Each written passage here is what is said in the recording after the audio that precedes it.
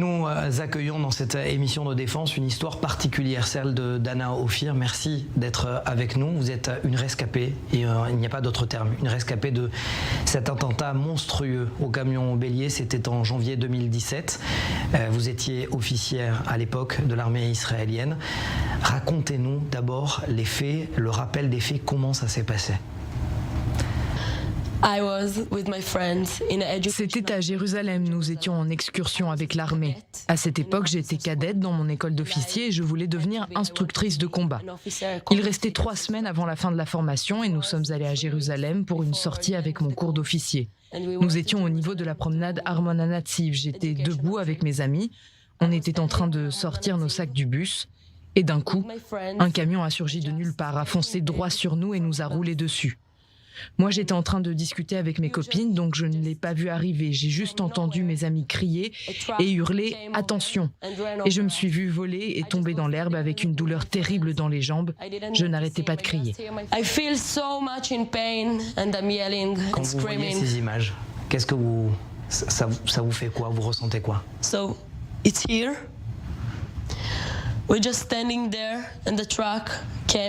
Oui, c'est là. Vous nous voyez, on était juste debout près du bus. Le camion est arrivé et nous a roulé dessus. Ensuite, il a fait demi-tour et il est revenu à la charge jusqu'à ce qu'on tue le conducteur. Mes amis lui ont tiré dessus et il est mort. Moi, j'étais tombée au sol et j'avais tellement mal. Je criais, je hurlais, j'ai mal aux jambes, j'ai mal au dos. Je ne sentais plus mes jambes.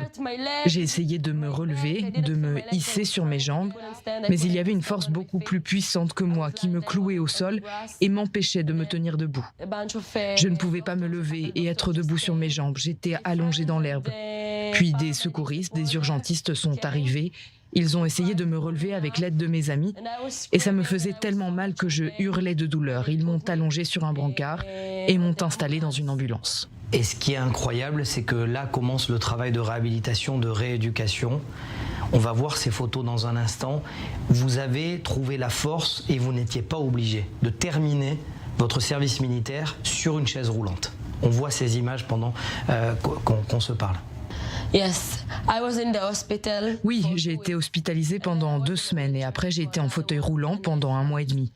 Vous n'imaginez pas à quel point un accident comme celui-ci peut bouleverser la vie d'une jeune fille de 19 ans qui était au top de sa forme, qui courait 16 km par semaine. J'étais handicapée, je ne pouvais plus marcher. Mais je me suis battue, je n'ai pas lâché, je me suis battue pour pouvoir revenir à l'armée et finir ma formation d'officier. Je voulais être officier dans les rangs de Tsahal, je voulais servir mon pays, je voulais rester.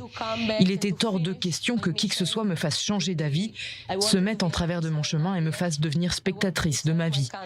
Je n'arrivais pas à croire qu'un terroriste puisse décider du cours de mon existence et me dire comment vivre ma vie. Alors moi aussi, j'ai pris une décision. Et là, vous terminez votre service militaire et vous recevez un coup de fil aussi d'une association qui s'appelle Lev Echad qui vous dit termine tes rêves et tu vas devenir, Dana, coach sportif. C'est incroyable. Quand j'étais à l'hôpital, un membre de Lev Echad est venu me voir pour me parler de l'association et ensuite... Excusez-moi, je vous coupe. C'est fou cette image. C'est fou cette image. C'est-à-dire que... Oui, c'est la première fois que je reprends la course après 5 mois. Je porte ce t-shirt en souvenir d'un de mes amis qui a été tué dans l'attentat. Au total, j'ai 4 amis qui sont morts, 15 qui ont été blessés. C'était des amis très proches, on était tout le temps ensemble, 2 jours comme de nuit. La photo que vous voyez là, c'est moi, le jour où j'ai terminé le cursus d'officier en fauteuil roulant. J'avais tellement rêvé de ce moment, mais je n'aurais jamais imaginé que j'allais finir mon service en étant handicapée, avec 4 amis en moins et 15 autres blessés. Nous étions 4 à être en fauteuil roulant, à essayer de trouver notre voie et de comprendre comment nous allions pouvoir vivre notre vie après ça. Et donc l'association Lev Echad vous donne une bourse d'études pour terminer vos études de coach sportif.